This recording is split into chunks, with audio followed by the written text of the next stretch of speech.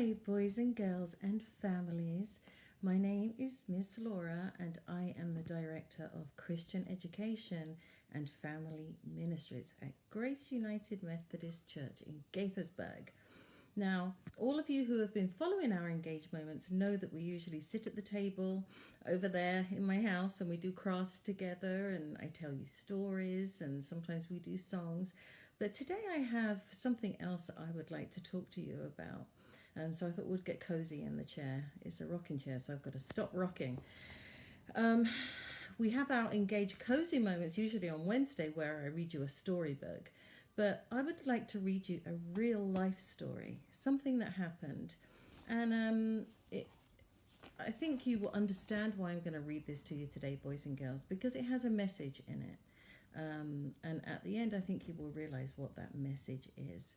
So put your listening ears on, and I actually have right here, instead of our storybook, I have a story right here that was written a little while ago that I'm going to share with you today. I once had a situation where someone I love very much had an injury. They had to go to hospital and stay there for what seemed like a very long time. When this injury happened, I panicked. I didn't know what to do.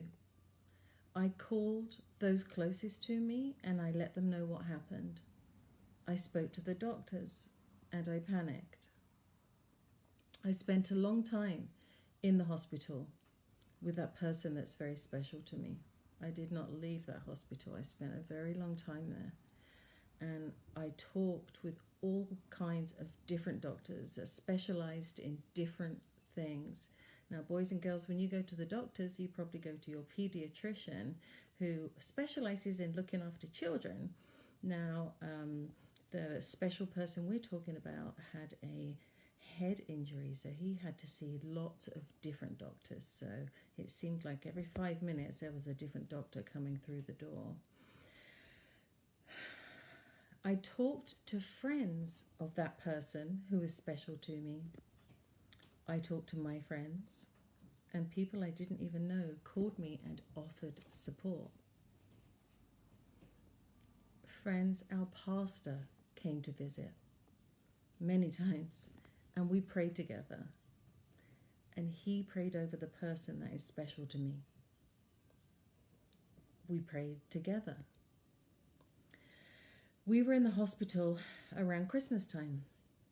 There were lots of activities going on around us, and my special person was usually too poorly to participate, but I took it all in. My special person and I attended many physical therapy sessions in the hospital. The physical therapist, the occupational therapist, speech, recovery, and I watched my special person get stronger.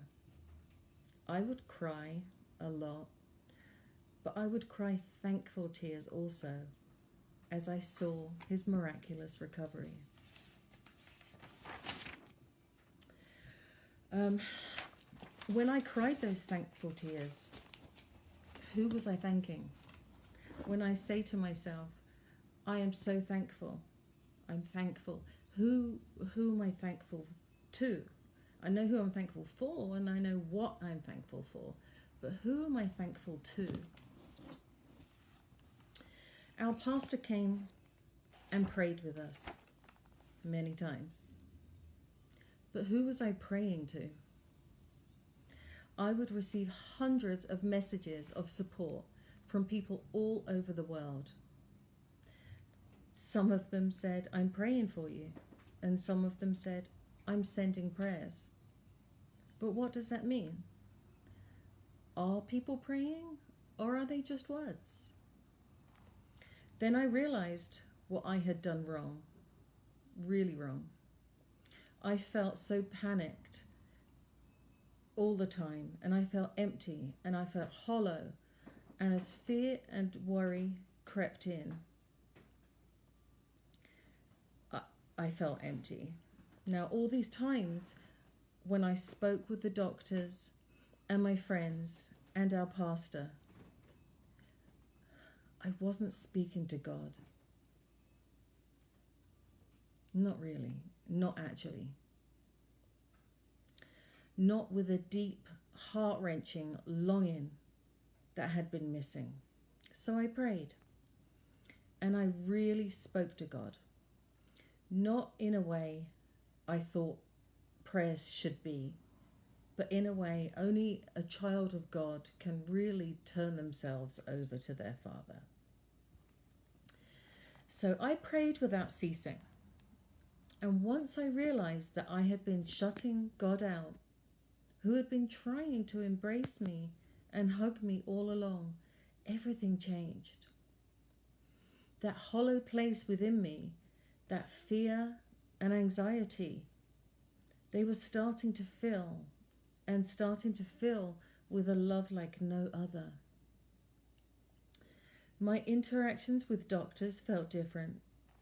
My interaction with the therapy workers felt different. My friends, within this terrible and frightening time, my relationships changed because I was asking God to fill all the empty places inside of me.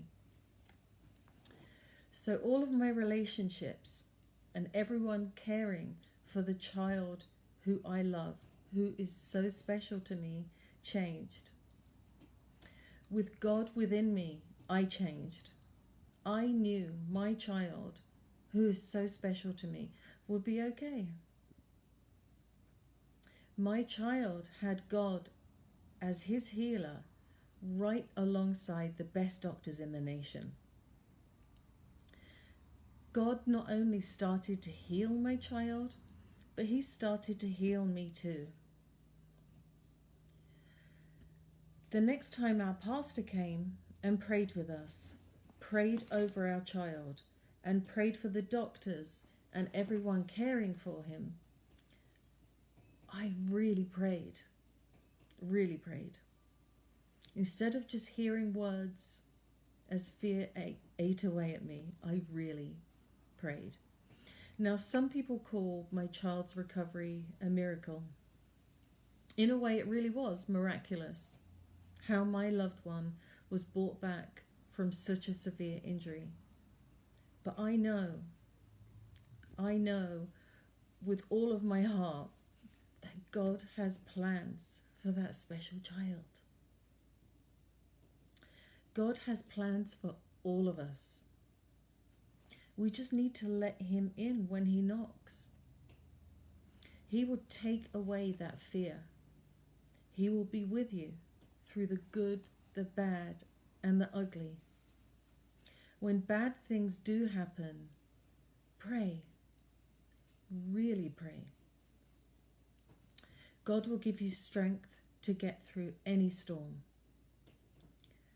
God saw us through a time of great pain and fear. He brought us strength and he brought us healing. That child who is so special to me is fully healed. Some say it's a miracle. Now, boys and girls, what storm are you going through? Whatever it may be, whatever storm you are going through, pray. Really pray.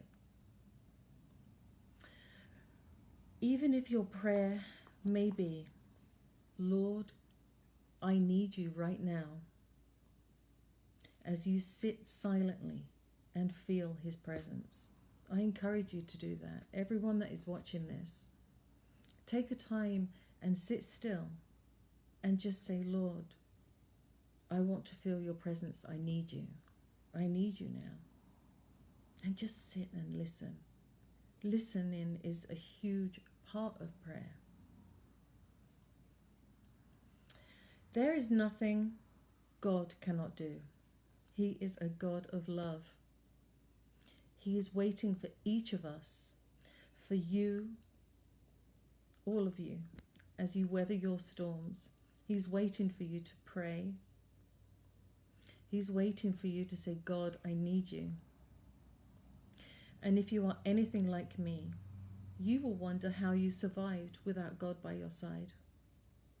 No matter how big your storm is, God will see you through. God is a healer. It pains him to see us in pain. Pray. Really pray. And I promise you, you won't regret it.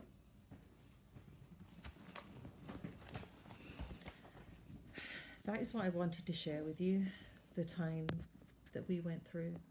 And as I said, some called it a miracle.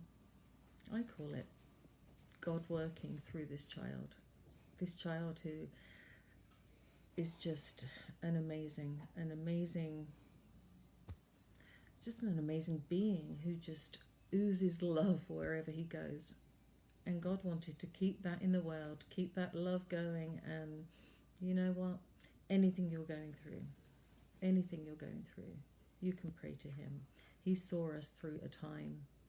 That was a time I wouldn't wish on anybody. But you know what? Anything you are going through, just sit there and pray and say, God, please help me. And you'll see a difference. I promise. Okay, boys and girls, on a lighter note, it's time for our animal of the day, which we do in every engaged moment. After our message and after our crafts, we bring in an animal, so you get to see the animal, and some of you get to, we all encouraged, and some of you draw a picture of the animal of the day and post it on our Engaged Children's Ministry Facebook site. So today, who do we have? We have May. We have 2 new chicks, and this is May. Can I hold you with one hand, May? We're normally set up a little bit differently on the table. Today we're a little bit cozy, aren't we? Hi. Hi, May. This is May.